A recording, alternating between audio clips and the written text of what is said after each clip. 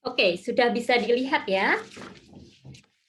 Jadi pada pagi hari ini hingga nanti jam 11.20 kita akan mendiskusikan mengenai salah satu biomolekul yang penting dalam proses biokimia yaitu protein. Nah, pada pertemuan ini saya akan fokus menyampaikan mengenai struktur dan komposisi serta beberapa fungsi dari protein.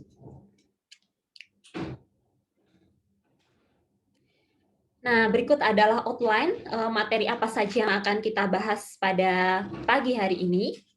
Jadi ada yang pertama tentu kita akan membahas mengenai definisi protein. Kemudian yang kedua, fungsi dari protein. Dan yang ketiga, kita akan membahas mengenai struktur kimia dari protein. Nah, protein itu apa? Di sini protein adalah salah satu biomolekul yang berbentuk polimer. Kalau dia berbentuk polimer, otomatis strukturnya ini panjang dan memiliki building block yang kita juga bisa sebut sebagai monomer.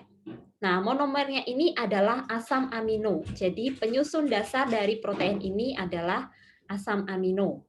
Seperti halnya dengan DNA yang di mana building block-nya adalah asam nukleat. Nah, kemudian pada protein ini, dia memiliki dua gugus fungsi yang berbeda. Di mana untuk gugus fungsi utamanya itu ada gugus amino dan ada gugus karboksilat. Makanya dia disebut di sini ada asam amino monomernya. Satu bersifat sebagai asam, yang kedua adalah gugusnya berupa amino. Nah, dari gugus fungsinya untuk protein atau asam amino ini ada juga rantai sampingnya, yang mana rantai sampingnya ini berbeda-beda tergantung dari asam aminonya itu apa.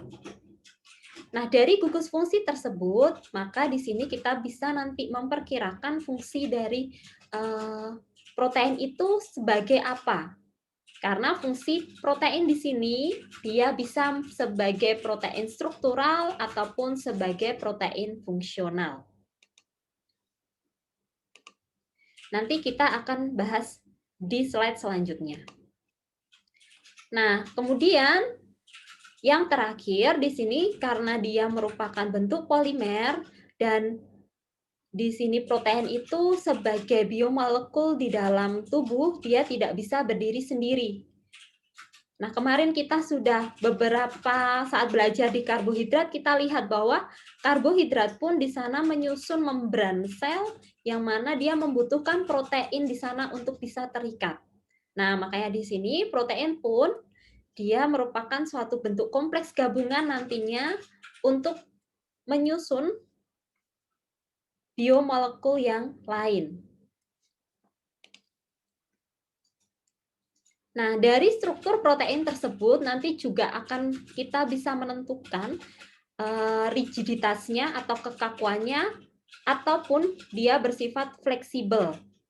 Karena nanti kita lihat dari rantai samping asam aminonya ada juga rantai samping atau asam amino tertentu yang berkontribusi dalam kekakuan tersebut. Nah, untuk fungsi protein tentu bukan hal yang asing bagi teman-teman. Ada beberapa fungsi di sini. Yang pertama, dia bisa berfungsi sebagai katalis, contohnya adalah enzim. Kemudian juga dia bisa berfungsi sebagai pertumbuhan, yang kita pernah mendengar hormon, hormon itu juga termasuk protein. Ada juga yang berfungsi sebagai pendukung mekanik, kemudian ada juga yang berfungsi dalam proses diferensiasi. Selain itu, ada juga yang berfungsi sebagai transport atau penyimpan molekul lain. Kemarin pada saat saya menyinggung mengenai membran sel, adik-adik melihat di sana ada protein integral dan protein periferal, di mana untuk bisa memindahkan satu molekul dari luar ke dalam sel dengan bantuan dari ATP, dia akan melewati suatu protein yang terletak antara membran sel tersebut. Kemudian protein di sini juga bisa berfungsi sebagai rangsangan untuk menghantarkan rangsangan, kemudian juga sebagai sistem pendukung dalam sistem imunitas, dan yang terakhir adalah pergerakan. Jadi berikut adalah beberapa fungsi dari protein. Nah, tadi saya sudah sempat sampaikan bahwa protein tersebut merupakan suatu molekul besar yang terdiri dari building block berupa asam amino. Nah, di sini saya tunjukkan bahwa yang pertama, gugus fungsinya ada gugus karboksil yang merupakan di sini asam karboksilat. Kemudian di sini ada NH3 yang merupakan gugus amino. Kemudian di sini ada rantai samping yang di sini dilambangkan R. R ini bisa berubah-ubah tergantung dari jenis asam aminonya apa. Dan yang terakhir ada gugus atau ada atom hidrogen yang terikat di situ. Nah, di sini tentu kita tahu bahwa C di sini, karbon di sini bersifat sebagai karbon kiral. Karena dia mengikat 4 gugus yang berbeda. Nah, tadi saya sampaikan bahwa gugus atau rantai sampingnya ini berbeda-beda tergantung dari asam aminonya apa. Sehingga sifat dari R ini nanti akan menentukan struktur dari asam amino, kelompok dari asam amino, ukuran, muatan, dan tentu kelarutannya. Sehingga nanti asam amino akan dibedakan dalam beberapa kelompok tergantung dari R-nya ini. Nah, sebelumnya saya ingin tahu adik-adik, apakah adik-adik sudah tahu ada berapa banyak asam amino yang merupakan asam amino utama penyusun dari protein? Ada yang tahu atau tidak? Coba, ada berapa banyak?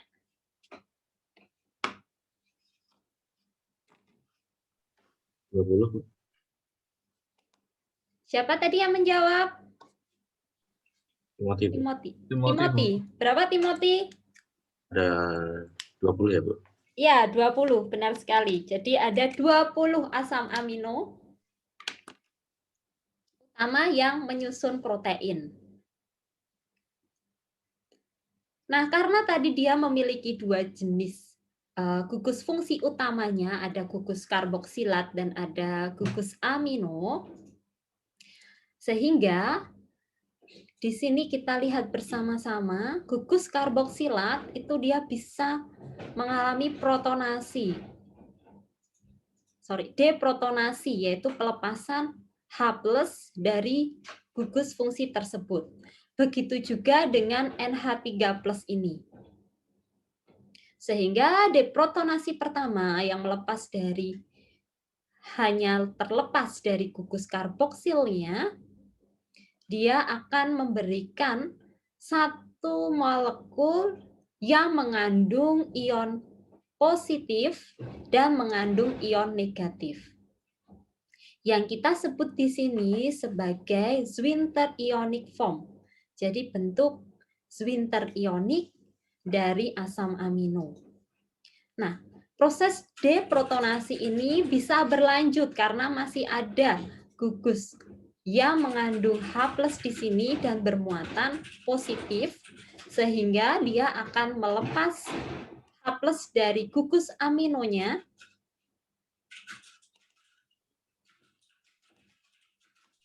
Di sini dia membentuk suatu molekul yang ditandai dengan di blok, di highlight warna hijau, yang dia secara total dia bermuatan negatif. Nah, pada saat kita membahas mengenai asam amino ataupun protein, nanti kita akan bertemu dengan Zwinter ion. Zwinter ion ini apa? Nah, Zwinter ion ini adalah suatu molekul yang dia jika di total muatannya itu totalnya 0. Di sini plus dan ini minus, hanya ada 1 plus dan minus. Jika di total muatannya 0. Jadi bukan tidak bermuatan, tapi bermuatan, namun muatannya ini 0. Nah, inilah yang kita sebut sebagai Zwinter ionik. Bagaimana ini bisa terjadi? Di sini kita lihat ya, untuk grafiknya, ini konsentrasi untuk yang sumbu Y-nya, sedangkan yang X-nya ini adalah pH.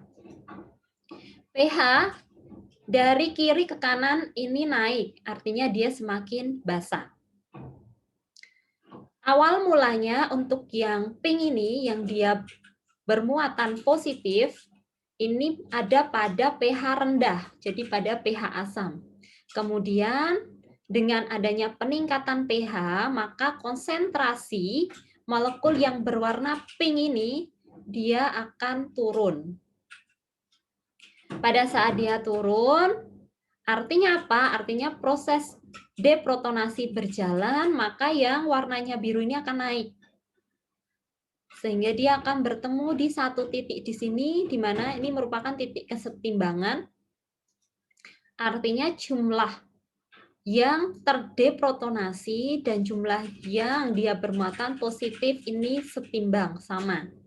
Kemudian pH terus dinaikkan, maka akan semakin banyak yang mengalami deprotonasi, sehingga jumlah Zwinter ionnya akan semakin tinggi. Semakin tinggi, sedangkan yang ini akan terus menurun. Nah, kemudian ada satu titik di sini di mana karena dia masih bisa mengalami penghilangan H+, maka akan terjadi peningkatan yang bermuatan negatif dan akan terjadi penurunan yang bermuatan positif. Sampai di satu titik di mana terjadi kesetimbangan di sana yang kita sebut nanti sebagai pKa. Dan di atas pKa, jika nilai pH lingkungan di atas pKa, maka akan lebih banyak yang terdeprotonasi kembali, yang bermuatan negatif. Nah, nanti ini yang akan kita gunakan untuk menentukan nilai PI berdasarkan nilai pKa. PI itu apa? PI itu adalah titik isoelektrik. Nah, sebelum kita membahas ke sana, maka saya akan mengenalkan dahulu jenis-jenis asam amino berdasarkan gugus fungsinya. Ada beberapa pengelompokan. Yang pertama adalah asam amino yang bersifat hidrofobik, artinya dia tidak suka larut di dalam air. Kemudian berdasarkan rantai sampingnya yang berupa gugus aromatik, sehingga mereka tergolong dalam asam amino aromatik. Kemudian ada yang bersifat polar, karena di sana dia mengandung gugus karboksilat pada rantai sampingnya juga. Kemudian bermuatan positif. Dan yang terakhir adalah yang bermuatan negatif. Kita akan lihat bersama-sama dari 20 itu, mana saja asam amino yang tergolong atau dikelompokkan berdasarkan gugus fungsi ini.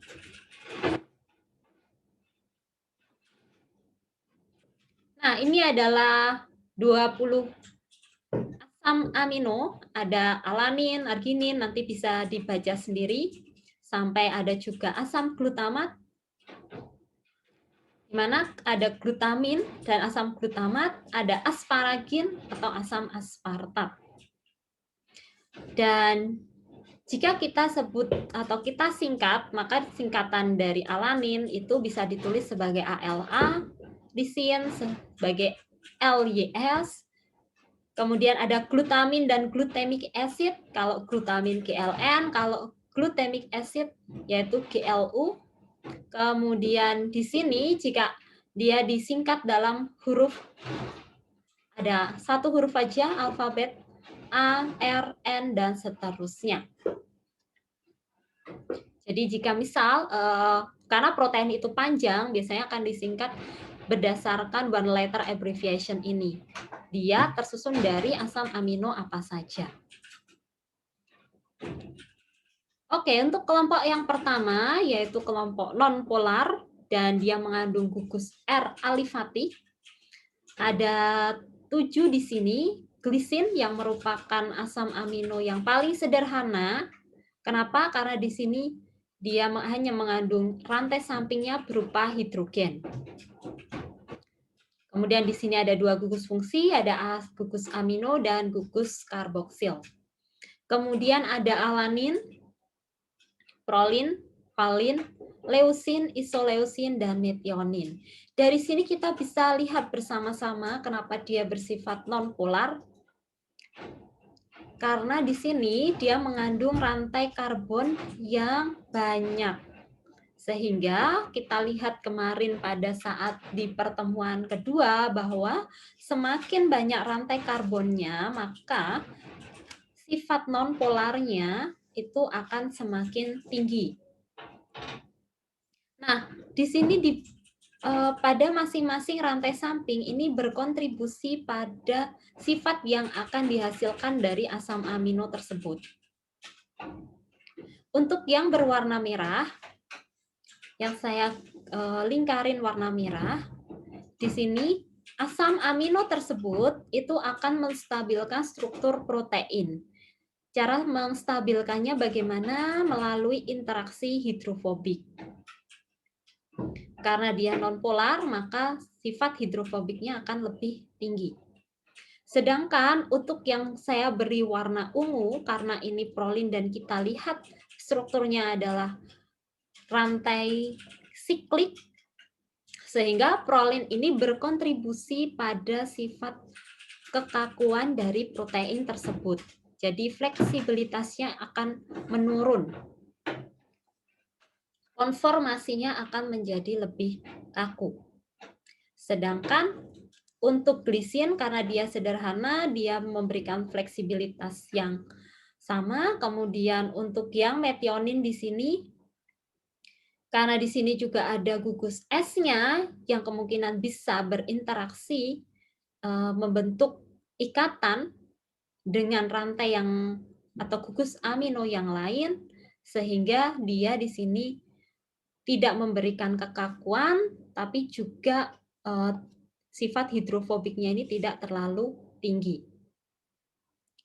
Nah, kemudian untuk gugus samping yang berupa cincin aromatik di sini ada 3, yaitu fenilalanin, tirosin, dan triptofan. Karena ketiganya memiliki gugus yang berupa cincin aromatik, sehingga mereka juga berkontribusi dalam menstabilkan protein melalui interaksi hidrofobiknya.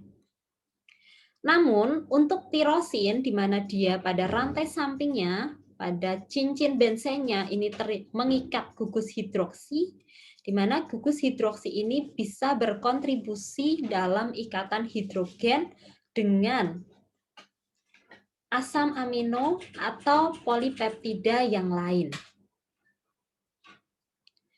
Nah, selain itu, untuk tirosin dan triptofan di sini, Oke. Untuk fenilalanin, tirosin ataupun triptofan di sini dengan adanya gugus atau cincin bensen pada rantai sampingnya ini memberikan kontribusi dalam penyerapan sinar ultraviolet pada panjang gelombang 280 nanometer.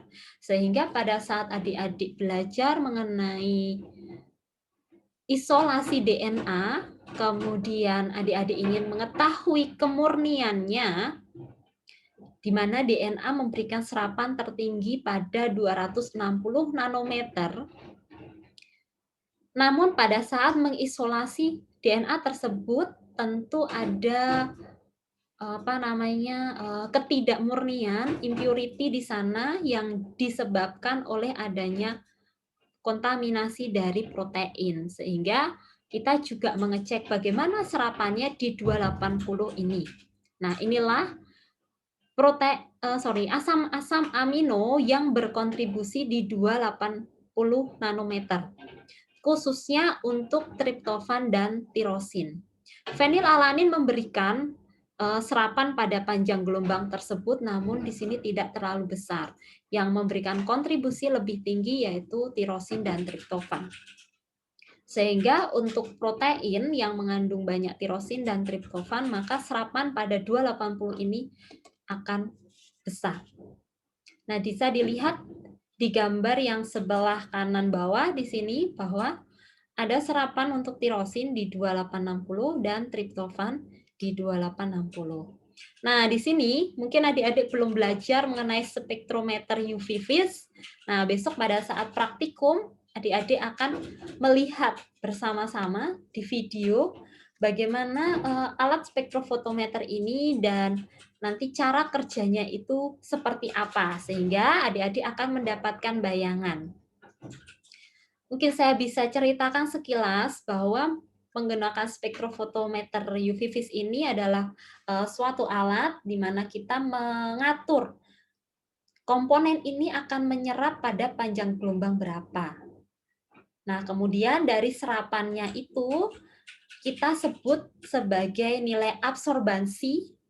Absorb berarti dia menyerap sesuatu, menyerap komponen ini menyerap suatu sinar pada panjang gelombang tersebut, dan nanti akan terlihat dalam bentuk spektra seperti ini.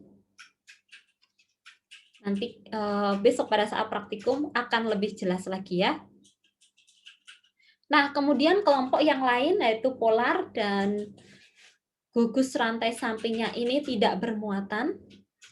Namun kita lihat bersama-sama di sini ada serin yang mengandung CH2OH, kemudian ada treonin. Di sini dia juga mengandung gugus hidroksi. Kemudian ada sistein yang mengandung gugus sulfhidril. Kemudian di sini ada asparagin yang mengandung gugus amida, dan ada glutamin. Ini juga gugus amida. NH2CO. Nah, di sini kita lihat untuk asam amino yang mengandung gugus hidroksi, tentu dia akan memiliki sifat hidrofilik yang tinggi, sehingga dia akan lebih mudah larut di dalam air. Nah, bagaimana hal itu bisa terjadi? Karena dia bisa membentuk ikatan hidrogen dengan air. Kemudian untuk yang mengandung gugus amida di sini ada NH2CO. Untuk asparagin dan glutamin ini perlu hati-hati treatmentnya karena dia mudah untuk terhidrolisis baik dalam kondisi asam maupun basah. Sedangkan untuk sistein di sini dia mengandung gugus sulfhidril SH, sehingga dia akan lebih mudah untuk teroksidasi. Nah, sistein ini dengan sistein yang lain, jadi dua asam amino yang dia terikat pada dua protein atau dua polipeptida, kita sebut sebagai polipeptida, itu bisa berikatan satu sama lain membentuk ikatan disulfid, di mana ikatan disulfid ini merupakan ikatan kovalen antar bagian molekul protein atau untai polipeptida. Nah, bagaimana hal itu bisa terjadi? Berikut ini adalah mekanismenya, di mana dia akan melepaskan 2H+ dari masing-masing gugus sulfhidril ini, dan dia akan membentuk ikatan seperti ini. Nah, inilah yang kita sebut sebagai ikatan disulfid, yang merupakan ikatan kovalen karena masing-masing berkontribusi untuk memberikan elektronnya dalam ikatan tersebut. Dan ini awalnya kita sebut sebagai sistein, dan di sini kita sebut sebagai sistin. Oke, untuk kelompok selanjutnya ini yaitu untuk yang gugus rantai sampingnya ini merupakan gugus yang bermuatan positif karena mengandung di sini NH3, ada lisin, kemudian di sini ada arginin, dan ada histidin. Untuk histidin, dia bermuatan positif pada pH 7, Kemudian untuk lisin dia mengandung gugus amino di sini. Untuk arginin dia mengandung gugus guanido, dan untuk histidin dia mengandung gugus imidazol. Nah, di sini dia ada untuk gugus imidazol di sini menyebabkan histidin tersebut dalam reaksi yang terkatalisis oleh enzim, dia bisa bertindak sebagai aseptor ataupun donor elektron. Nah, dia di sini mengandung 2 nitrogen, di mana 2 nitrogen ini masing-masing nitrogen ini kan masih mengandung sepasang elektron bebas. Sehingga dia bisa memberikan dan dia bisa menerima elektron dari molekul yang lain. Oke, untuk yang selanjutnya ini adalah gugus fungsi yang bermuatan negatif. Kenapa dia bermuatan negatif? Karena rantai sampingnya mengandung gugus karboksil. Ada aspartat dan ada glutamat. Atau biasa kita sebut di sini ada asam aspartat dan ini adalah asam glutamat. Nah, ini adalah gugus karboksilat. Oke, jadi itu tadi adalah beberapa kelompok dari 20 asam amino bergantung pada pengelompokan ini bergantung pada rantai samping darah dalam asam amino tersebut. Nah, kita akan balik lagi ke Zwinter ion. Tadi saya sudah sebutkan bahwa Zwinter ion ini adalah suatu molekul yang dia mengandung 2 gugus fungsi, yang mana masing-masing gugus fungsi tersebut bermuatan yang muatannya ini berkebalikan. Yang satu bermuatan negatif untuk gugus karboksilnya, yang satu bermuatan positif untuk gugus aminonya. Harus kita bedakan antara bentuk yang non-ionik dengan bentuk yang Zwinter ionik. Untuk yang non-ionik berarti dia tidak bermuatan sama sekali untuk gugus fungsinya, sedangkan untuk Zwinter ionik dia memiliki muatan, namun jika kita total muatannya ini equal 0. Jadi muatannya ini totalnya 0. Nah, untuk kelompok Zwinter ionik, dia bisa bersifat sebagai donor proton, jadi pemberi proton, yang merupakan kelompok dari asam. Dengan dia memberikan protonnya, maka dia akan bermuatan negatif. Muatan akhirnya. Atau dia juga bisa bersifat sebagai akseptor proton, penerima proton, sehingga dia akan bermuatan positif di sini, yang merupakan sifat dari senyawa yang bersifat basah. Jadi, Zwinter ionik atau biasa disebut sebagai amphoteric atau ampholit, yaitu amphoteric elektrolit, adalah senyawa yang bisa bersifat asam dan basa sekaligus. Jadi, saya tekankan kembali bahwa di sini Zwinter ionik itu adalah satu molekul yang dia memiliki sifat asam dan sifat basa secara bersamaan, bermuatan negatif dan positif dalam satu molekul, dan jika kita total maka dia total muatannya adalah 0. Tapi ini berbeda dengan yang non-ionic form. Ya, semoga bisa diikuti. Jika ada yang mau bertanya, saya persilahkan. Langsung saja dihidupkan audionya. Oke. Nah, untuk asam amino ini juga dia bisa bersifat sebagai asam diprotik karena dia memiliki 2 gugus fungsi yang mana masing-masing dapat melepas proton atau H+-nya. Tadi kita lihat bersama-sama. Nah, ini adalah contoh dari secara umum struktur dari asam amino yang awalnya dia bermuatan 1 positif pada NH3-nya. Kemudian dengan melepas 1 proton, dia akan bermuatan 0. Jadi ini muatannya yang muatan totalnya. Dan kembali dia bisa melepas 1 lagi H+, dia akan bermuatan negatif. Jadi negatif 1.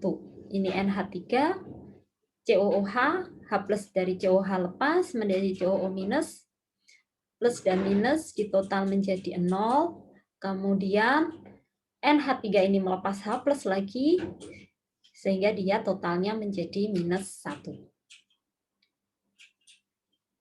Nah, asam amino ini bisa dititrasi untuk melepas H plusnya atau protonnya tadi. Kita lihat bersama-sama di sini, ini adalah glisin, di mana glisin ini merupakan asam diprotik karena dia bisa melepas 2 H plusnya dan mengalami deprotonasi dari 2 gugus fungsi yang berbeda. Pada pH yang rendah, spesies ionik glisin ini berada dalam keadaan atau bentuk terprotonasi sepenuhnya. Terprotonasi artinya masing-masing gugus fungsi mengandung H+. Di sini ya, COOH-nya juga mengandung H+, NH2-nya juga mengandung H+, sehingga dia bermuatan NH3. Ada pH di sini. Jadi ini pH, ini OH minus ekuivalen. Pada pH rendah, dia sepenuhnya terprotonasi, jadi dia bentuk molekulnya. Oke. Jadi yang di sini, kalau ini saya beri nomor 1, ini 2, dan ini 3. Di sini adalah pK1, di mana pK1 ini adalah bentuk kesetimbangan antara ini yang nomor 1 dengan nomor 2. Nah, di bawah nilai pH ini, di bawah nilai pK1, ini bentuknya sepenuhnya berbentuk nomor 1. Jadi yang paling banyak adalah bentuk yang nomor 1. Kemudian setelah melewati pK1, ini yang paling banyak adalah nomor 2. Dan setelah melewati pK2, ini yang paling banyak adalah bentuk yang nomor 3. Sehingga di sini, kita kan hanya punya nilai pK1 dan pK2. Ini pK1 yang di blok warna biru, pK2 yang di atas, di mana nilai pK1 2,34 dan pK2 ini 9,6. Nah, di sini adalah ada yang disebut sebagai nilai PI atau kita sebut sebagai titik isoelektrik. Titik isoelektrik ini adalah titik atau titik di mana molekul dari nomor 1 ini sepenuhnya sudah mencapai bentuk yaitu di nomor 2, yaitu bentuk Zwinter ionnya yang paling banyak. Nah, nilai PI ini kita bisa lihat bahwa nilai ini merupakan nilai pertengahan dari pK1 dan pK2. Jika kita jumlahkan, kemudian kita bagi 2, kita akan mendapatkan nilai PI-nya ini. Jadi titik isoelektriknya. Untuk tahap ini, saya sampaikan sampai situ dulu. Apakah bisa diikuti? Oke, jika tidak ada respon, saya lanjutkan. Nah, sebelum kita membahas mengenai PI, definisinya, kemudian tadi rumusnya, saya ingatkan kembali mengenai nilai pKa. pKa itu apa? pKa ini adalah ukuran kecenderungan suatu gugus fungsi untuk dapat melepas protonnya, di mana nilai Ha ini bisa menjadi H+ dan A-. Dan nilai K ekuivalen ini merupakan konsentrasi H+ dikali konsentrasi A- dibagi konsentrasi Ha. Atau konsentrasi dari masing-masing produk dikali dengan konsentrasi reaktannya. Dan nilainya equal dengan Ka. Nah, kita bisa tahu dapatkan nilai pKa ini dari nilai log 1/Ka sama dengan minus log Ka. Di mana di sini semakin kuat suatu asam, maka kecenderungan untuk bisa melepas protonnya akan semakin tinggi. Sehingga semakin kuat suatu asam, maka nilai pKa-nya akan semakin kecil.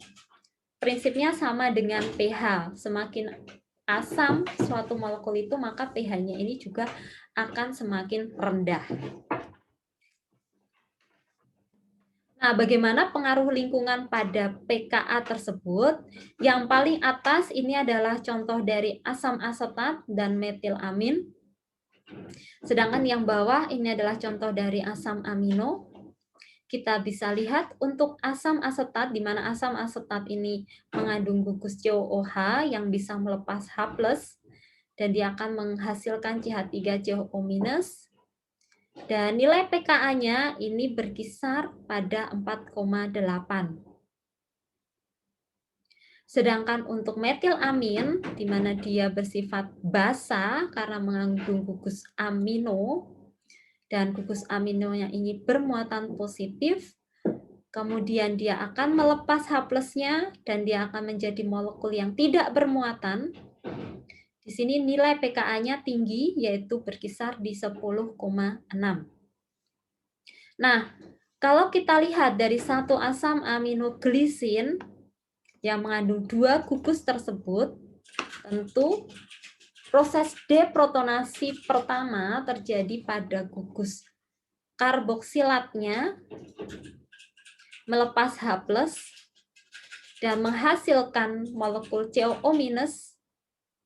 Nah, nilai pKa-nya ini ada pada nilai pKa yang rendah, yaitu nilai pKa-nya berkisar di 2,34. Pada kondisi tersebut terjadi gaya tolak-menolak antara gugus amino dan dan proton yang terlepas pada nilai pKa tersebut. Dan muatan ini akan terstabilkan dalam bentuk Zwinter ionik. Nah, karena di sini masih mengandung gugus amino, maka gugus amino ini akan lepas H+-nya, menghasilkan NH2. Sehingga di sini dia akan totalnya bermuatan negatif dan nilai pKa-nya di nilai pKa yang tinggi, yaitu 9,6.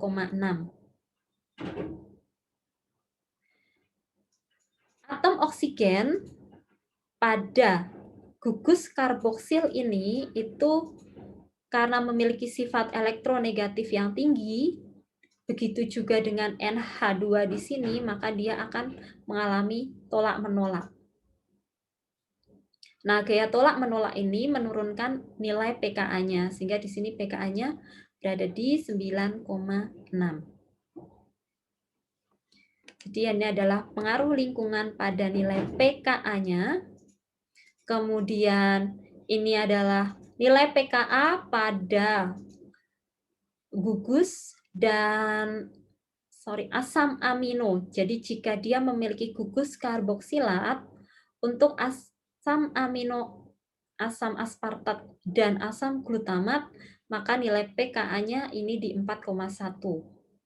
Untuk histidin, dia memiliki nilai pKa 6. Jadi ini perubahan, kalau kondisi asam dia akan seperti ini. Jika kondisi basa, setelah dia melepas, maka dia akan menjadi base-nya, basa konjugasinya. Di sini buatannya negatif, dan ini untuk histidin, dia awalnya positif, karena di sini kan ada gugus nitrogen, atom nitrogen, 2 atom nitrogen yang dia bisa menerima H+. Kemudian muatannya positif, dia akan lepas sehingga menjadi tidak bermuatan. pKa-nya 6. Nah, kemudian untuk gugus yang mengandung terminal gugus amino, ini ada contoh di sini untuk sistein SH dengan melepas H+, dia menjadi S-, nilai pKa-nya 8,3. Kemudian untuk tirosin ini 10,9. Lisin ini 10,8 dan arginin ini 12,5. Nah, tentu meski bergantung dari gugus aminonya, pKa ini juga bisa bergantung pada temperatur, kekuatan ionik, dan juga lingkungan dari gugus yang terionisasi tersebut. Sehingga jika temperaturnya berbeda, kemungkinan nilai pKa ini juga akan memiliki selisih perbedaan. Oke, nah tadi kita sudah bahas mengenai pKa, nah sekarang kita akan bahas mengenai titik isoelektrik. Tadi saya sudah sampaikan bahwa titik isoelektrik antara satu asam amino dengan asam amino yang lain ini berbeda. Kebetulan di sini contoh asam aminonya adalah glisin yang merupakan asam diprotik, sehingga dia memiliki nilai PI ini ada di pKa antara pK1 sama pK2. Nah, titik isoelektrik ini merupakan nilai pH karakteristik di mana total muatan elektriknya 0. Karena di sini kalau kita lihat gugus karboksilatnya muatan negatif, gugus aminonya bermuatan positif. Jika nilai pH sama dengan nilai PI, di sini pH lingkungan yang saya maksud, maka muatannya 0. Jika nilai pH lebih rendah dari nilai PI, maka semua molekulnya ini akan bermuatan positif. Jika nilai pH di atas nilai PI, yang warnanya hijau, maka molekul asam aminonya ini akan bermuatan negatif. Tidak membentuk ion negatif, 0, saya tidak bilang netral, tapi 0, total 0, total dari muatannya, dan yang satunya adalah positif. Nah, nilai PI, cara menghitungnya adalah setengah dari pK1 ditambah dengan pK2. Jadi total dari pK1 ditambah pK2 dibagi 2. Ini adalah nilai PI-nya. Oke, sampai sini paham? Atau ada yang ingin bertanya terkait titik isoelektrik?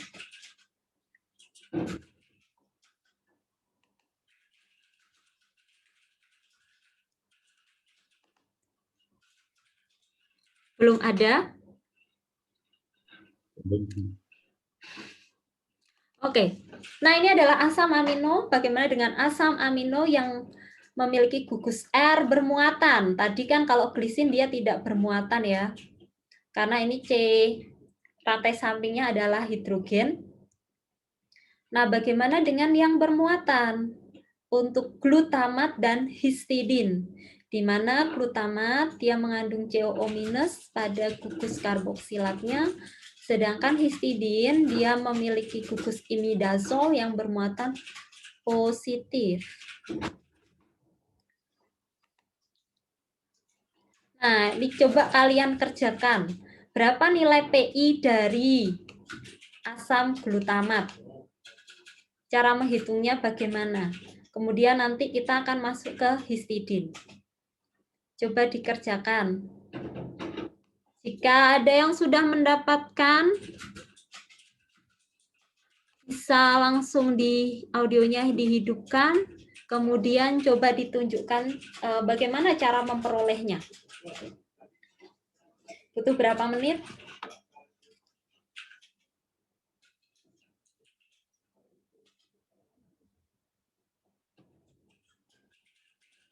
Saya beri waktu 3 menit ya. Berapa nilai PI dari asam glutamat? Kalau tidak ada yang menjawab, nanti saya tunjuk.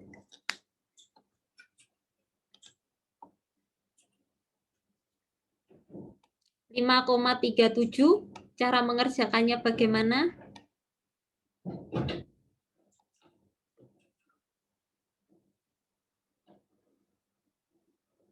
Yoel.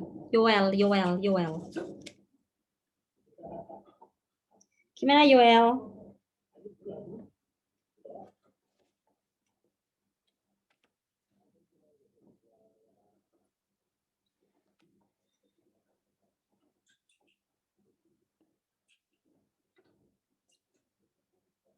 Dicari dulu Zwinter ionnya itu posisinya ada di mana.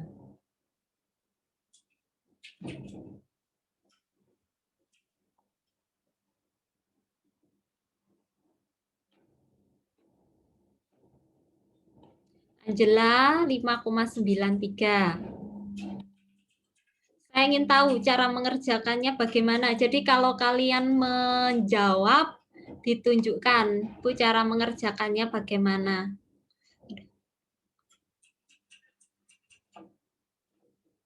Karelia, no. Kurang tepat. Coba diperhatikan kembali posisi Zwinter ionnya itu di mana.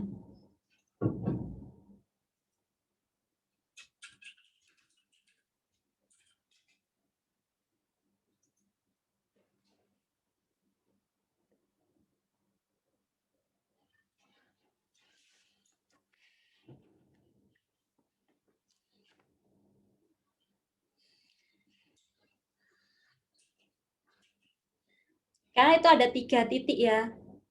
Bedakan sama yang glisin tadi. Kalau glisin itu kan dia hanya di 2 titik saja karena gugus sampingnya kebetulan tidak bermuatan.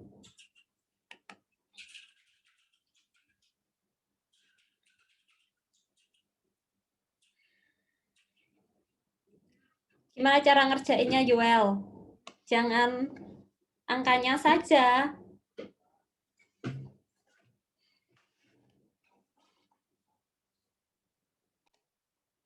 Kok hilang nih, Nita?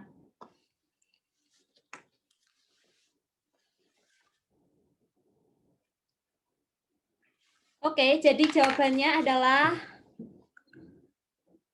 yang disampaikan, yang benar yang disampaikan oleh Nita. Nita Elvira ini, hanya suaranya tidak ada. Kenapa demikian? Tadi saya tanyakan, kita lihat dulu Zwinter ion, posisi Zwinter ionnya ini ada di mana. Ini muatannya +1, kemudian kalau kita yang nomor 2, molekul yang saya beri nomor 2, ini muatan totalnya 0. Kemudian yang nomor 3, karena di sini masih ada COH-nya, sehingga dia masih bisa lepas lagi. Sehingga di sini muatannya adalah -1, dan ini totalnya -2. Sehingga posisi Zwinter ion ada di sini, di antara pK1 dan pKr. Ini plus, ini 0, ini +1, 0, -1, dan ini -2. Sehingga Zwinter ionnya, titik isoelektrik dari asam glutamat ini akan terletak pada pertengahan di 2 titik ini. Sehingga nilai PKI-nya ini ada di 2,19 ditambah 4,25 dibagi 2. Sehingga nilainya berkisar di 3,22. Bagaimana, ada yang mau bertanya? Jadi perhatikan dulu Zwinter ionnya ini ada di mana? Di sebelah mana? Oke, Yoga sudah bilang paham. Apakah harus 0? Bagaimana? Apakah harus 0? Coba kita lihat lagi ya definisi dari titik isoelektrik. Coba dibaca dulu. Dan saya ingin tahu jawaban kalian. Apakah harus 0?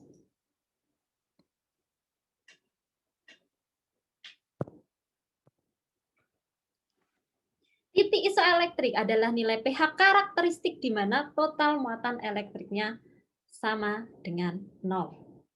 Jadi dia harus 0. Oke.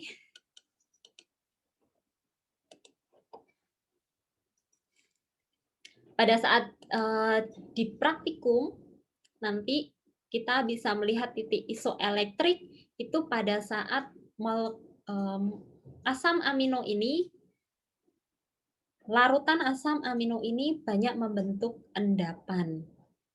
Karena dia total muatannya 0, ada muatan plus dan ada muatan negatif dalam satu molekul yang sama. Oke, berarti sudah jelas ya Bu, apakah PK2 tidak berpengaruh pada PI glutamat? Bagaimana di sini? Karena definisi dari PI itu dalam satu molekul itu ya hanya satu PI-nya, di mana PI ini dia bermuatan 0. Nah, kita lihat bersama-sama tadi, antara PKR dengan PK2 dia masih mengandung muatan. Jadi molekulnya mengandung muatan -1. Sehingga di sini nilai PI-nya, cara memperolehnya, kita harus tentukan dulu di titik mana, di kondisi mana posisi dari Zwinter ionnya. Jadi untuk mendapatkan PI, perhatikan Zwinter ionnya. Gitu ya.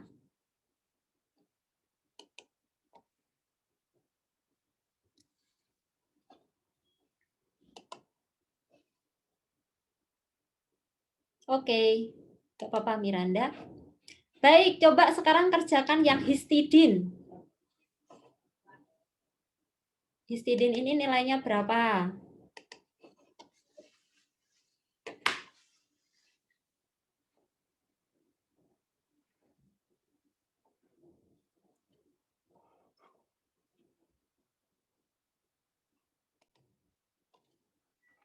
Oke, dijawab oleh siapa tadi? Ada Yoel. 7,585.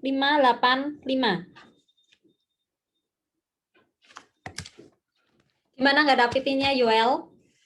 Saya beri kesempatan untuk yang menjawab pertanyaan pertama untuk mencoba menjelaskan biar teman-temannya paham.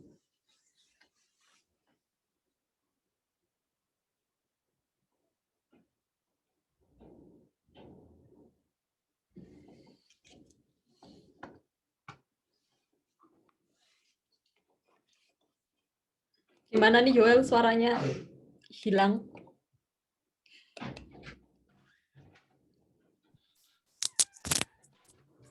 Tes. Oke. Yuk Yoel. Di sini kan kita bisa lihat pada gambar strukturnya itu kan ada 4. Kalau dari sebelah kiri ke kanan itu berarti ada 1, 2, 3, 4. Kalau dilihat di situ yang ketiga itu yang apa Bu namanya? Zwinter ion. Zwinter ion. Karena terdapat plus dan minus, jadinya dia muatannya 0. Dan di sebelah kirinya itu terdapat PKR dan di sebelah kanannya itu terdapat PK2. Kalau dilihat di tabel itu ada 6 dan 9,17 ditambah dibagi 2 mendapatkan 7,585. Itu Bu. Terima kasih. Oke, ya. Terima kasih Yoel atas penjelasannya. Jadi benar sekali. Jadi pada saat kita mau melihat atau menghitung nilai PI-nya, perhatikan dulu proses deprotonasinya. Di sini plus 2, berbeda ya sama yang tadi asam glutamat. Kalau asam glutamat tadi dimulai dari plus 1. Kalau ini plus 2. Kemudian ini akan menjadi plus 1. Bisa plus 1. Ini ada muatan plus, plus ini minus. Kemudian ini 0, dan ini min 1. Sehingga Zwinter ionnya ada di sini. Dan ini nilai PKR dan PK2. Ditambahkan kemudian dibagi. Oke, itu tadi untuk mendapatkan nilai PI ya. Jadi adik-adik sudah jelas ya bagaimana menghitung nilai PI-nya. Dan definisi dari titik isoelektrik itu apa? Jadi bukan tidak bermuatan, tapi total muatannya 0 karena masing-masing gugus fungsi itu dia mengandung muatan plus dan mengandung muatan minus dalam satu molekul yang sama. Oke, saya rasa sudah saya record ya. Nah, sekarang kita akan masuk ke ikatan peptida. Ikatan peptida itu apa? Tadi kita sudah belajar mengenai asam amino, di mana protein itu merupakan polimer dari asam amino. Ada yang dia 2 asam amino berikatan, ikatannya ini melalui ikatan ikatan peptida. Jadi ikatan peptida adalah ikatan yang menggabungkan dua asam amino melalui reaksi kondensasi dengan melepas H2O, dan dia akan menghasilkan ada yang disebut sebagai oligopeptide, kemudian ada polipeptide, dan ada protein.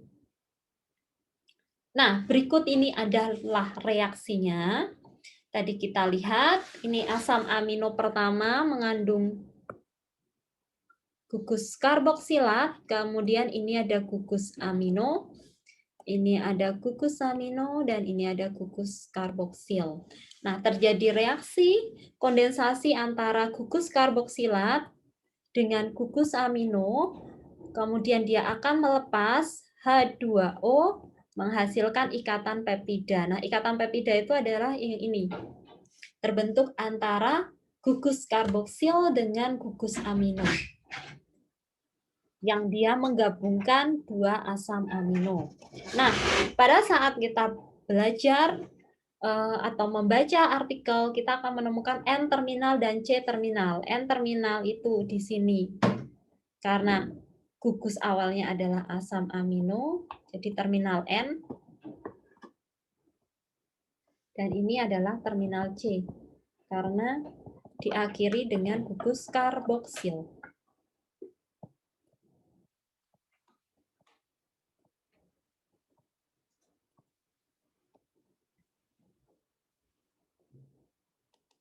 Jadi jelas ya untuk ikatan peptida itu apa, yaitu ikatan yang menggabungkan dua asam amino melalui reaksi kondensasi dengan melepas H2O. Oke. Nah, selain gugus tadi ada juga gugus kimia lain pada protein, di mana yang pertama itu protein terkonjugasi, yaitu protein yang mengandung gugus kimia lain yang terikat secara permanen selain asam amino. Nah, ini gugus ini disebut sebagai gugus prostetik, di mana gugus prostetik itu adalah gugus lain selain gugus tadi asam amino. Dia di sini contohnya ada lipid. Tadi saya sebut bahwa di awal dalam biomolekul itu dia tidak bisa berdiri sendiri untuk mendukung fungsinya, sehingga dia membutuhkan molekul lain dan dia berikatan dengan molekul lain untuk bisa berfungsi secara ataupun menyusun bagian dari sel. Di sini ada kelas lipoprotein, di mana gugus prostetiknya adalah lipid. Contohnya adalah beta-1 lipoprotein pada darah. Kemudian kemarin kita lihat, jika gugus prostetiknya adalah karbohidrat, dia akan disebut sebagai glikoprotein, di mana di sini contohnya adalah immunoglobulin G. Ini berperan dalam sistem imun. Kemudian jika gugusnya adalah fosfat, ini ada tergolong dalam fosfoprotein, contohnya adalah kasein pada susu. Kemudian ada gugus prostetik berupa heme atau iron porphyrin, yang mana dia akan membantu proses pengikatan oksigen. Kelompoknya adalah hemoprotein, contohnya hemoglobin.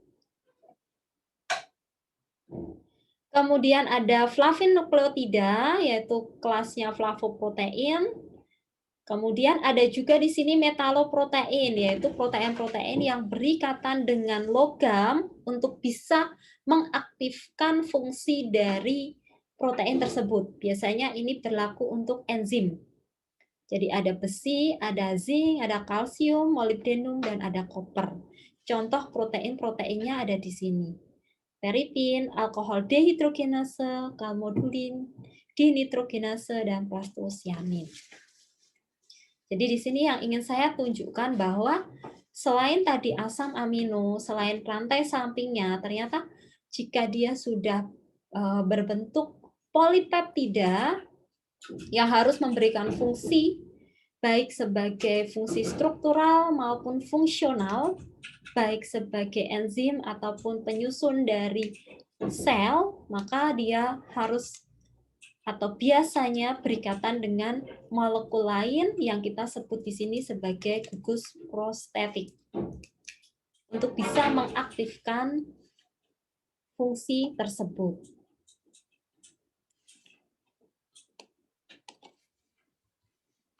Kemudian struktur dari protein, karena protein itu adalah suatu polimer dan dia panjang, dia terbagi dalam 4 jenis. Ada struktur primer. Jadi primer itu dia lurus saja, linear saja. Sebentar. Kemudian ada struktur sekunder. Sekunder ini dia terbagi menjadi 2. Ada yang alpha helix, seperti halnya dengan DNA, dan dia nanti akan ada beberapa jenis ikatan yang menstabilkan struktur tersebut. Ada juga, kalau adik-adik pernah dengar, yaitu betasid. Betasid ini dia bentuknya seperti kertas gini, tapi dia berlipat, naik turun.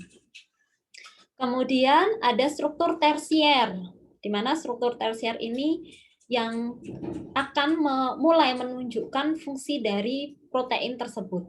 Jadi dia akan mengaktifkan fungsi dari protein tersebut.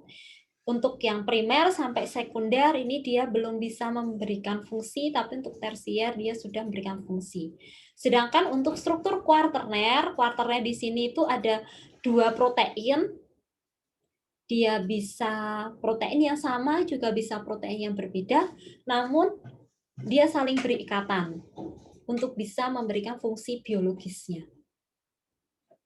Makanya kalau adik-adik belajar, pada saat kita belajar tentang dogma sentral, itu adalah ada proses transkripsi dari DNA, kemudian translasi untuk bisa menghasilkan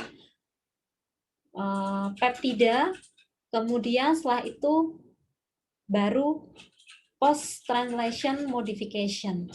Artinya ada modifikasi setelah translasi untuk bisa memberikan fungsi dari protein tersebut. Apakah dia akan diarahkan sebagai fungsi penyusun dari sel, atau dia akan diarahkan untuk memberikan fungsi sebagai enzim atau hormon. Nah, kita akan lihat bersama-sama struktur primer itu seperti apa. Untuk struktur primer, ikatan yang terlibat di sana adalah ikatan peptida, yang tadi kita bahas bersama-sama, di mana ikatan peptida ini dihasilkan melalui reaksi kondensasi antara gugus karboksilat dengan gugus amino. Nah, ini ada kotak-kotak ya, kalau adik-adik lihat, 1, 2, 3, 4, 5, ini contohnya ada 5, asam amino yang menyusun 1 oligopeptida. Nah, di sini ada tirosin, glisin, kemudian fenilalanin, dan leusin. Nah, di sini di bawah, ini yang tadi saya sebut, arahnya itu dari terminal N ke terminal C. Jadi, ke residu terminal asam amino, kemudian ke residu terminal dari gugus karboksil.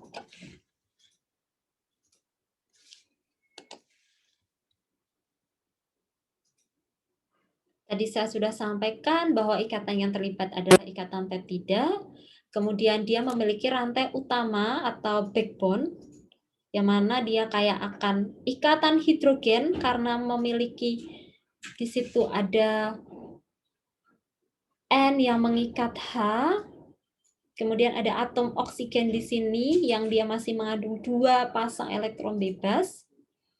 Jadi akibat adanya gugus CO dan NH, maka dia kaya akan ikatan hidrogen.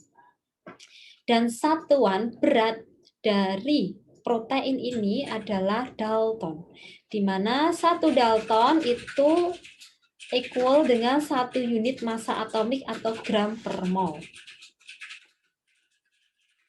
Nah, jadi ini adalah sama, struktur dari struktur primer itu seperti ini. Jadi dia linear saja. Kemudian untuk struktur sekunder. Struktur sekunder ada 2, alpha helix dan ada struktur betasid. Untuk alpha helix di sini, dia mirip dengan DNA, jadi dia bentuknya red-handed. Dan untuk betasid itu dia akibat adanya pengaruh dari ikatan hidrogen antar untai polipeptida, maka ikatan tersebut yang menstabilkan dari struktur betasid tersebut. Jadi betasid itu ini adalah satu asam amino, kemudian ini ada satu asam amino dan yang lain. Jadi bentuknya lebih linear, tapi dia naik turun. Sedangkan kalau untuk betasid itu seperti DNA, alpha helix. Oke. Nah, kita akan lihat bersama-sama di sini untuk alpha helix pada ikatannya itu ada ikatan hidrogen. Pada strukturnya ada ikatan hidrogen, yang mana ikatan hidrogen ini terbentuk antara asam amino, di sini asam amino nomor 1 dari gugus karboksilnya dengan hidrogen yang terikat pada gugus amino pada asam amino nomor 4. Jadi ini 1, 2, 3, 4, 5. Jadi nomor 1, kemudian kelipat ada terpisah dengan 3 asam amino. Kemudian di asam amino nomor 5, dia membentuk ikatan hidrogen. Dan begitu juga dengan yang lain. Yang nomor 1 dengan nomor 5, nomor 2 di sini dengan nomor 6. Jadi dari dalam satu untai, kemudian di situ ada ikatan hidrogen yang dia menyebabkan terbentuknya struktur alpha helix ini. Nah, ada 5 faktor yang mempengaruhi kestabilan dari alpha helix. Yang pertama adalah gaya tolak-menolak atau tarik-menarik elektrostatik antara gugus R itu gugus sampingnya yang bermuatan. Jadi jika dia mengandung asam amino dengan gugus rantai samping yang bermuatan, entah muatannya positif karena dia mengandung gugus amino pada rantai sampingnya, atau muatannya negatif akibat dia mengandung gugus karboksil pada rantai sampingnya, nah tentu dia bisa tolak-menolak dan tarik-menarik. Nah, gaya tolak-menolak atau tarik-menariknya, kalau adik-adik masih ingat pada gaya van der Waals, dia harus mencapai titik jarak di mana tarik-menarik dan tolak-menolaknya ini tidak besar. Sehingga struktur alpha helix ini bisa terstabilkan. Kemudian yang kedua yaitu besarnya ukuran dari gugus R yang berdekatan. Tentu jika ukuran dari R-nya ini cukup besar, maka dia akan memberikan tolak-menolak sehingga struktur helix di sini menjadi tidak stabil. Kemudian yang ketiga, adanya interaksi antar gugus R yang berjarak 3-4 residu. Tadi kita lihat bersama-sama, interaksi ini dihasilkan akibat adanya ikatan hidrogen pada asam amino nomor 1 dengan asam amino nomor 5. Kemudian yang keempat, keberadaan dari residu prolin dan glisin.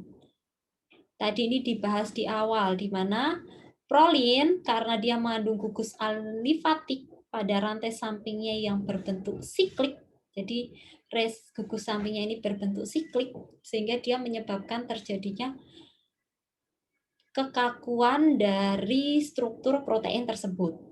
Sedangkan untuk glisin, karena dia molekulnya kecil, sehingga dia memberikan fleksibilitas yang lebih tinggi. Kemudian yang kelima, ini adalah interaksi antar residu asam amino di ujung helix dan dipol elektrik yang permanen ke alpha helix. Jadi ada interaksi antar residu asam amino pada bagian ujung helix. Selain itu juga ada dipol-dipol elektrik yang dia permanen ke struktur alpha helix di sini. Nah, di sini bisa dilihat pada bagian tengah ini muatannya ini negatif.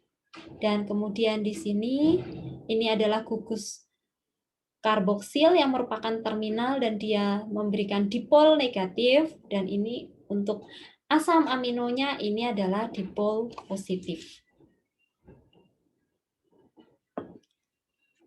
Nah, kemudian untuk konformasi betasidnya ini ada dua, yaitu antiparalel dan paralel. Jika antiparalel itu artinya satu bagian dengan bagian yang lain. Ini kan ada rantai polipeptida. 1, 2, 3. Sama juga di sini 1, 2, dan 3. Untuk antiparalel, jadi dia berselang-seling di sini. Katakan ini adalah N terminal, kemudian ini C terminal, maka bagian bawah ini dibalik. Ini C terminal, ini N terminal, dan selanjutnya yang bawahnya juga. Jadi selang-seling. Sedangkan kalau antiparalel itu arahnya sama. Dari N terminal semua sampai C terminal semua. Bisa dilihat dari anak panahnya ini ya.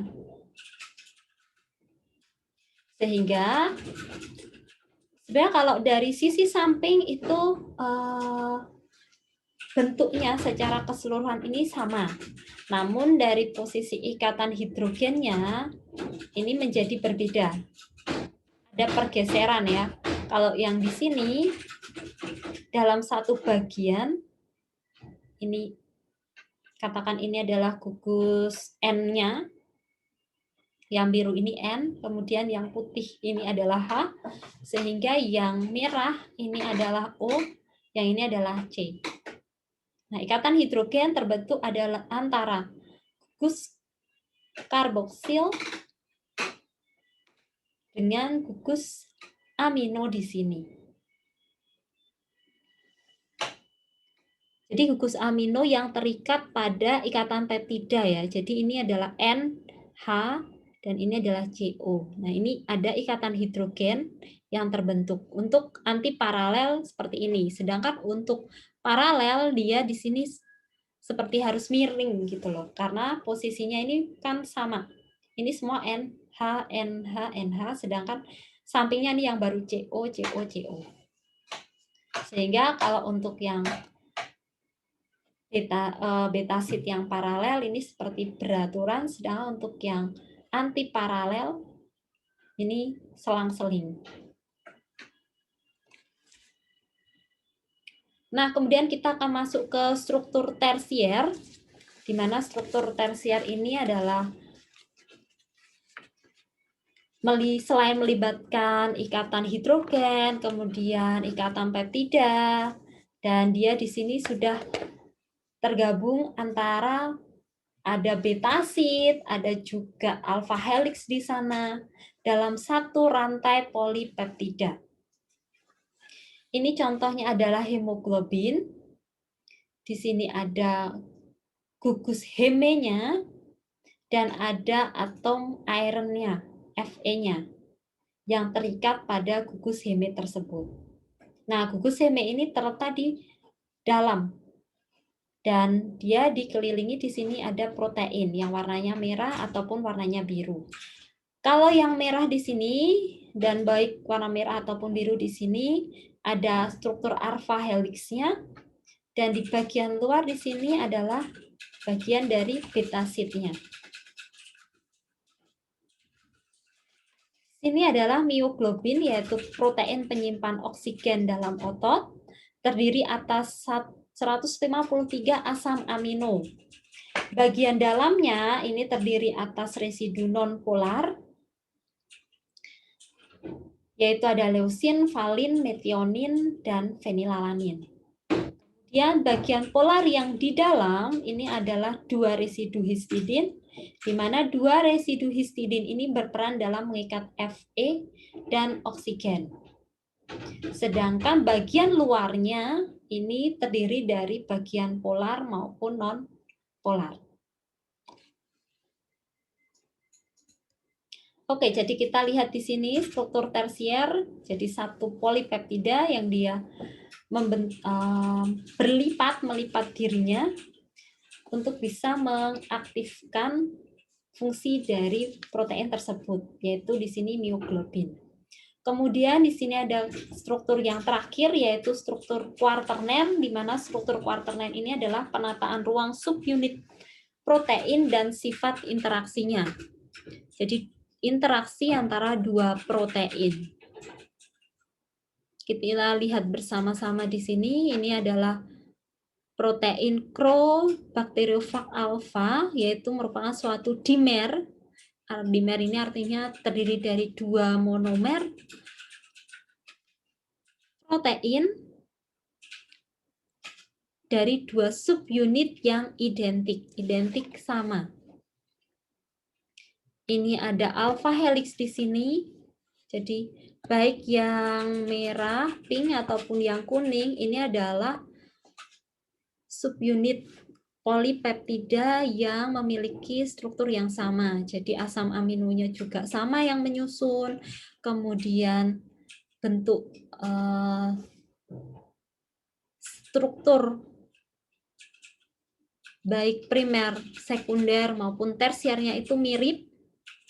Jadi secara keseluruhan struktur subunitnya ini sama dan mereka berinteraksi satu sama lain. Di sini ada alpha helix di sini 1, 2, kemudian ini adalah betasid. Nah, betasid biasanya digambarkan seperti ini.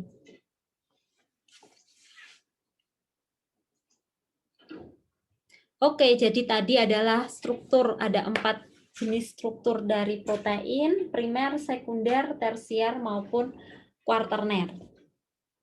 Nah, tentu adik-adik juga pernah mendengar bahwa jika misal kita panaskan protein tersebut, maka protein ini akan rusak atau kita sebut sebagai terdenaturasi. Nah, denaturasi ini sebenarnya bagaimana?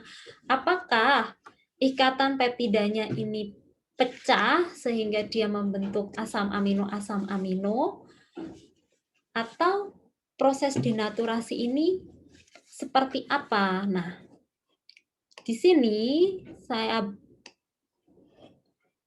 tuliskan di mana definisi dari denaturasi ini adalah suatu keadaan di mana protein kehilangan struktur 3 dimensinya.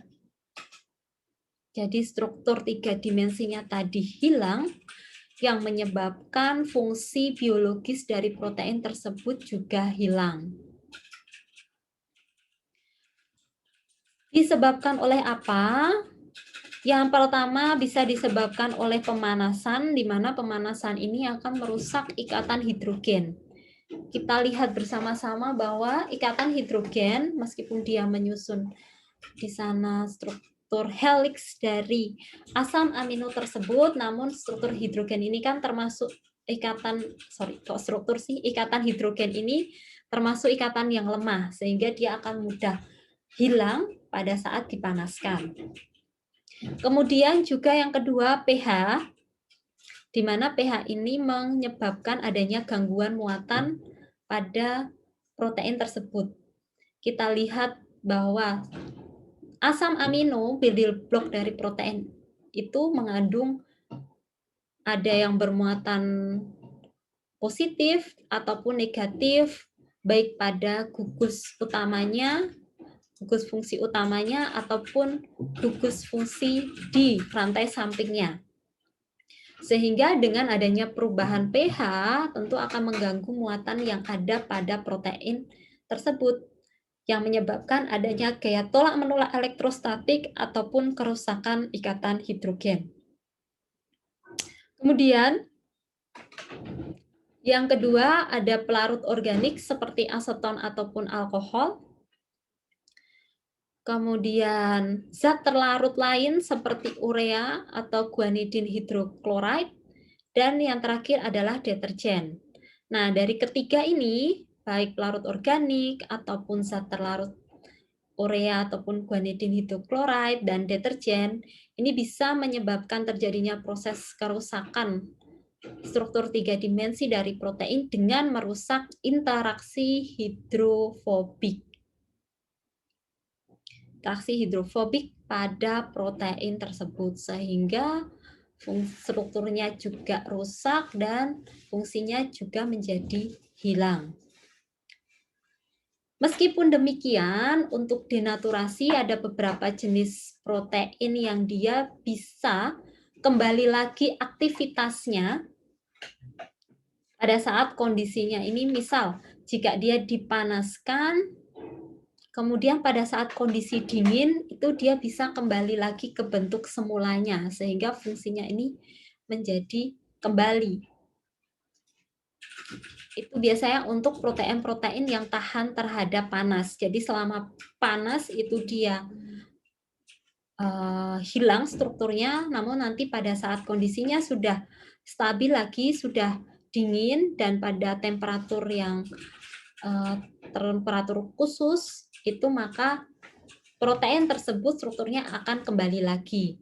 Namun juga ada protein-protein yang dia kalau sudah terdenaturasi ya sudah rusak karena juga mengubah sifat fisik dari atau bentuk fisik dari protein tersebut.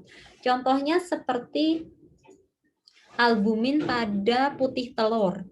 Dimana kalau kita panaskan putih telur itu kan dia akan awalnya dia bentuknya cair bening, kemudian pada saat dia menjadi dipanaskan dia menjadi putih dan padat, maka ya sudah protein yang ada di situ, albumin yang ada di situ itu akan rusak fungsinya karena sudah tidak bisa mengalami redenaturasi lagi.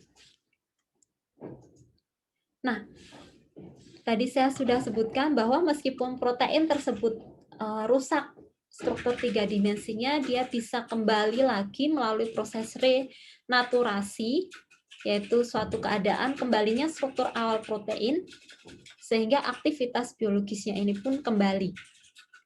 Di sini contohnya adalah renaturasi ribonuklease, di mana ini adalah bentuk natifnya, yaitu dia memiliki aktivitas katalitik di sini.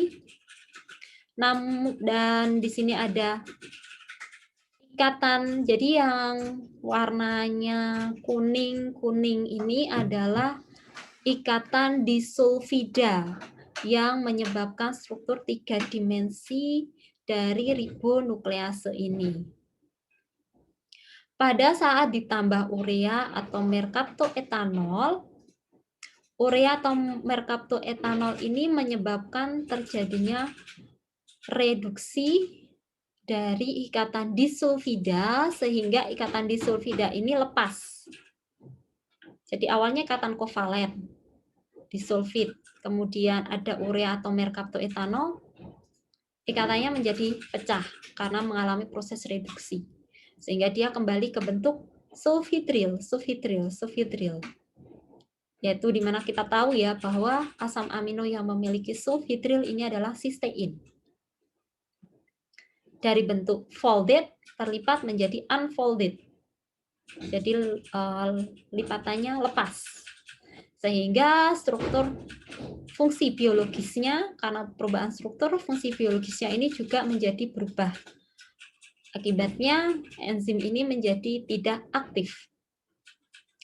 Nah, pada saat urea atau merkapto dan merkaptoetanolnya ini dihilangkan, maka dia akan kembali lagi ke keadaan awalnya, terbentuk lagi disulfida, ikatan disulfida pada proteinnya, sehingga aktivitas biologisnya ini kembali seperti semula.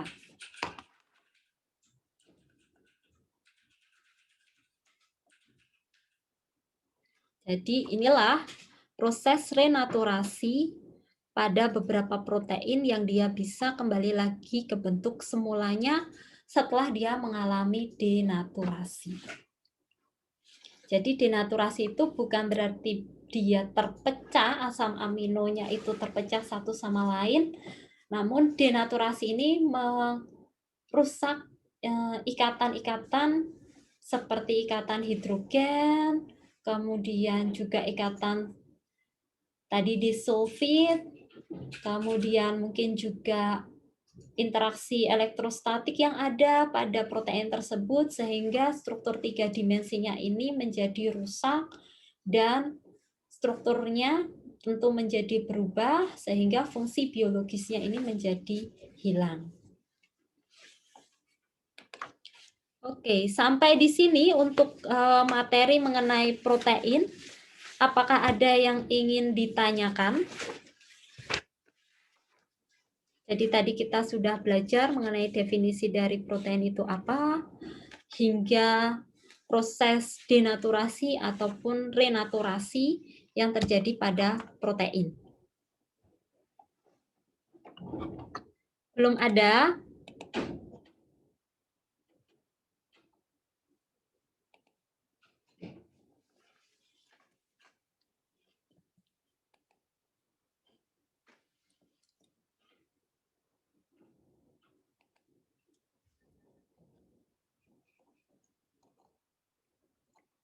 Untuk titik isoelektrik sudah tidak ada yang bingung ya, karena ini penting sekali. Nanti pada saat di mata kuliah yang lain juga terkadang kita akan kembali lagi untuk memahami sebenarnya titik isoelektrik itu apa.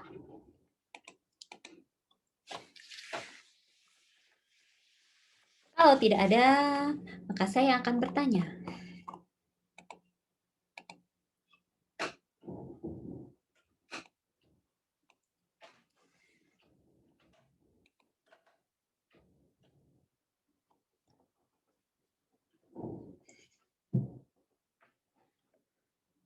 Oke. Minggu depan kita akan belajar mengenai lipid. Jadi mungkin adik-adik bisa mempelajari dulu, membaca-baca, mencari referensi. Nah, untuk yang hari ini kita akan masih fokus untuk protein, namun lebih ke struktur dan komposisinya, sehingga saya ingin bertanya ke kalian.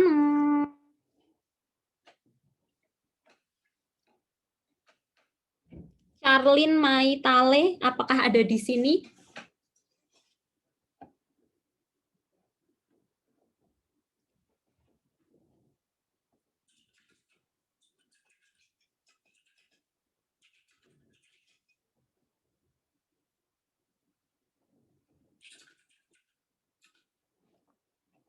Charlene, oke. Oke, audionya bisa dihidupkan. Jadi saya ingin bertanya, kita mengulang saja. Tadi kita sudah membahas protein dari yang sederhana hingga yang kompleks. Nah, saya ingin tahu, ada apa komponen yang menyusun protein tersebut?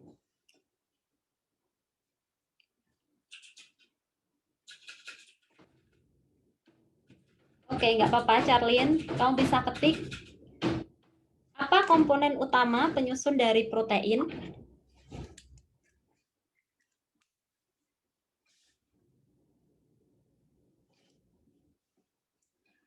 Ya, dijawab di kolom chat saja.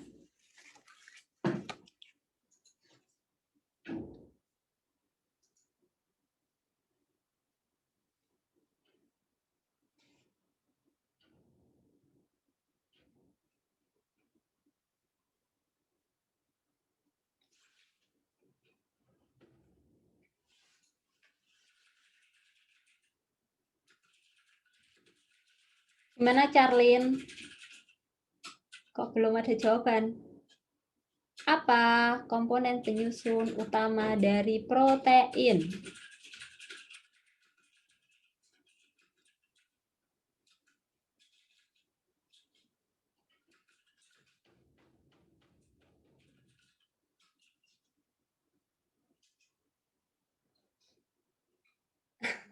Polimer, monomer, asam amino ya, Bu. Jadi yang benar, yang mana komponen utamanya? Building block-nya. Kamu pilih salah satu dari tiga itu. Building block. Dari asam amino itu apa?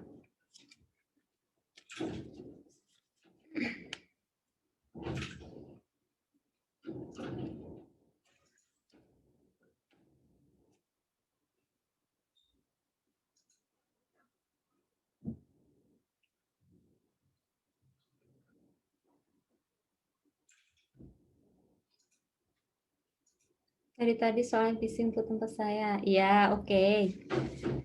Jadi building block-nya apa? Building block dari protein itu apa? Coba dijawab ya, Charlene. Harus dapat ini.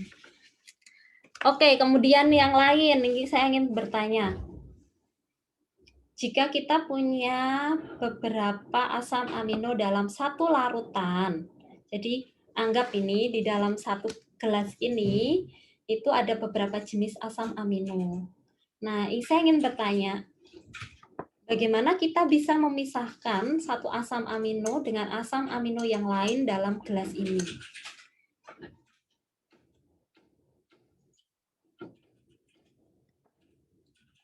Ada yang mau menjawab? Oke, Charlene, jawabanmu benar.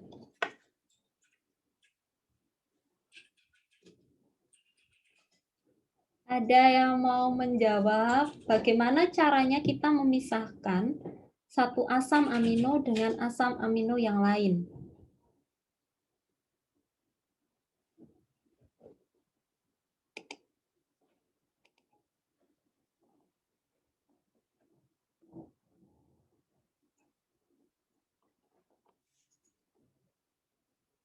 Saya belum pernah mendengar suaranya. Nih, Theo Jeremy Jultarita. Theo. Panggilannya apa nih? Theo Jeremy Jultarita.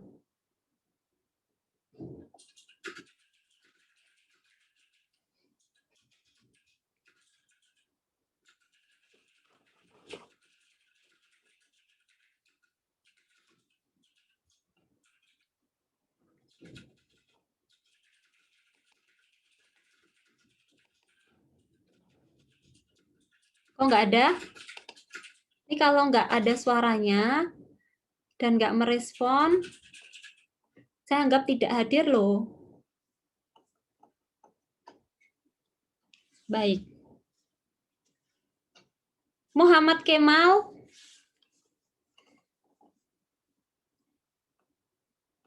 Oke, sepertinya Muhammad Kemal juga nggak ada. Yunita Kadek. Siapa nih? Yunita Kendek Marendeng.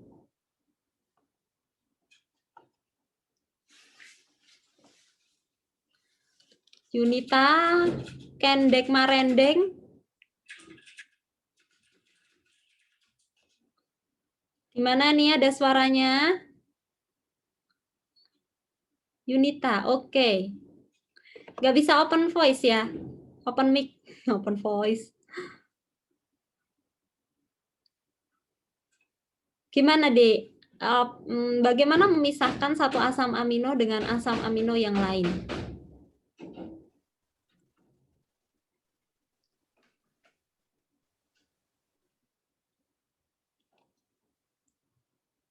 Oke, Yunita. Maaf, Bu. Dari tadi jaringan saya kurang bagus, jadi suaranya putus-putus. Gimana, Bu?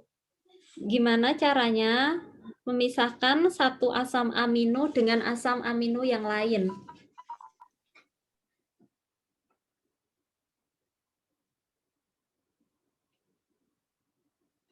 Jika kita memiliki campuran asam amino dalam satu larutan, kemudian kita ingin memisahkan, katakan di situ ada leusin, kemudian asam glutamat, kemudian aspartat, sistein, histidin, dan alanin, dan sebagainya. Kemudian saya hanya ingin mengambil, katakan alaninnya saja, begitu. Nah, bagaimana caranya? Atau berdasarkan apa sih nanti pemisahannya?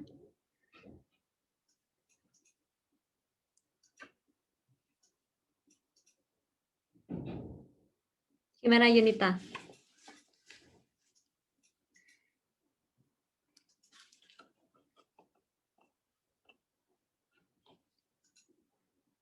Menurut Yunita seperti apa?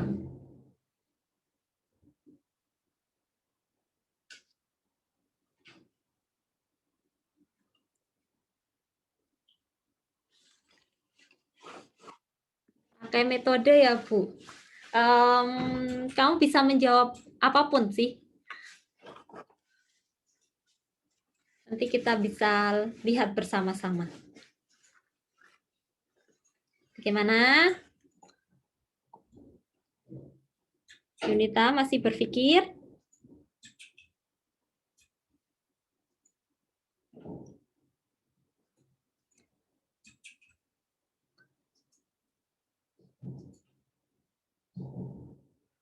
Oke, kalau belum ada jawaban mungkin bisa dibantu oleh Aaron Luciano di sini.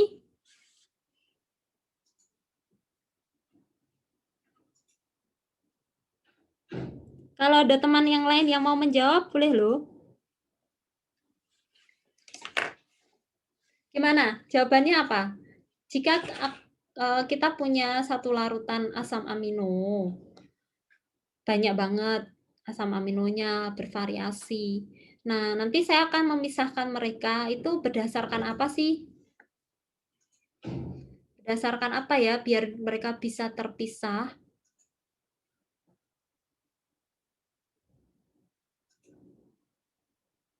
Oke, berdasarkan muatannya, sehingga muatan yang seperti apa?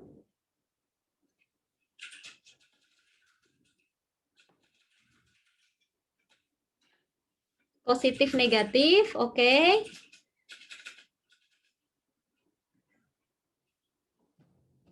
Oke, Aaron, lanjutkan.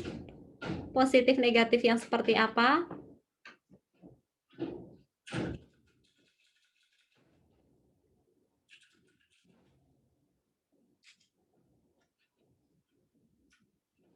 Saya mungkin bisa membantu temannya siapa ya yang bisa membantu? Aaron udah hampir tapi masih kurang lengkap. Miranda Garda. Ya, Bu. Oke, itu dari Aaron, dari jawabannya Aaron, kira-kira arahnya mau kemana nih jawabannya? Seantara satu asam amino dengan asam amino lain itu yang membedakan apa sih? Berdasarkan gugus fungsinya, Bu. Gugus fungsi yang mana? Gugus fungsinya ada 3. Ada yang bermata negatif, positif, polar. Ya, kemudian? Hidrofobik sama. Jadi satu asam amino dengan asam amino yang lain itu yang membedakan itu adalah gugus fungsi. Kan kalau yang kamu bilang positif itu maksudnya apa? Gugus yang mana?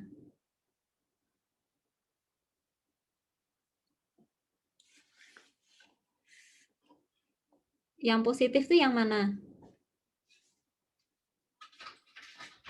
Semua asam amino itu punya gugus amino.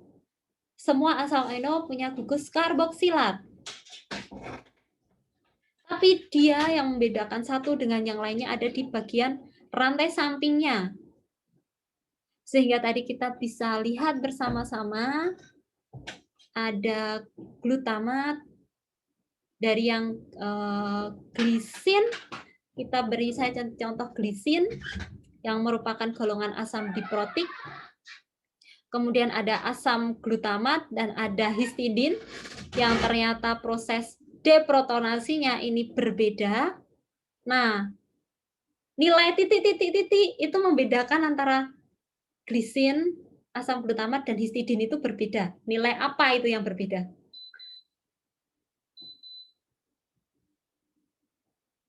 Nilai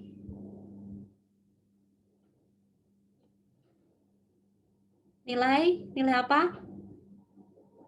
Yang susah dieja itu, Bu. Ya, apa susah dieja itu? Cuma 2 singkatannya itu cuma ada 2 huruf. Nilai pH, bukan pH. Bukan PK. P. Ya, Steven benar. PI. Jadi nilai titik isoelektriknya itu satu asam amino dengan asam amino itu berbeda. Sehingga kita bisa pisahkan asam amino tersebut melalui nilai titik isoelektriknya.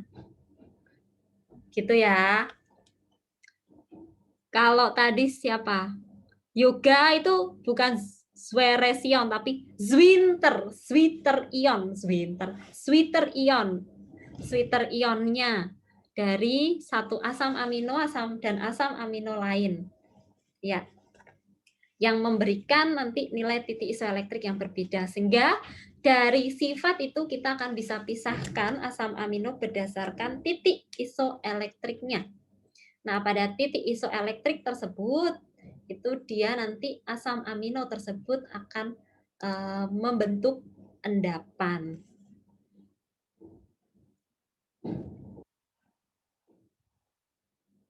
Karena jika di total itu muatannya 0.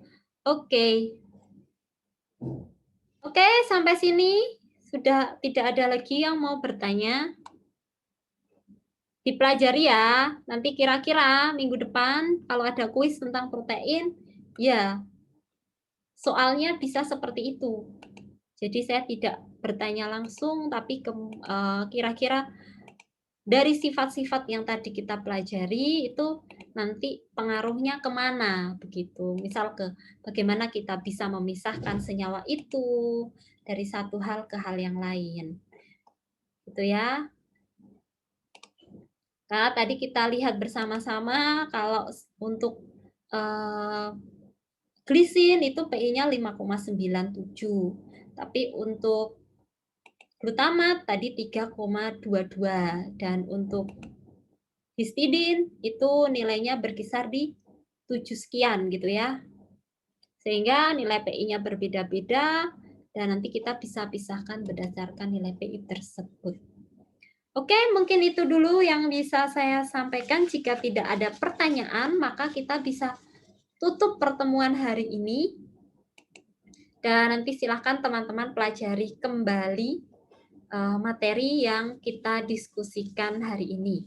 Dan untuk minggu depan kita akan membahas mengenai lipid dan semoga kita punya waktu untuk membahas mengenai kuis-kuis yang kemarin sudah kita kerjakan bersama. Begitu ya. Semoga tidak ada kesulitan dalam mengerjakan kuisnya. Sehingga nilainya semuanya bagus semua gitu. Oke, sebelum kita tutup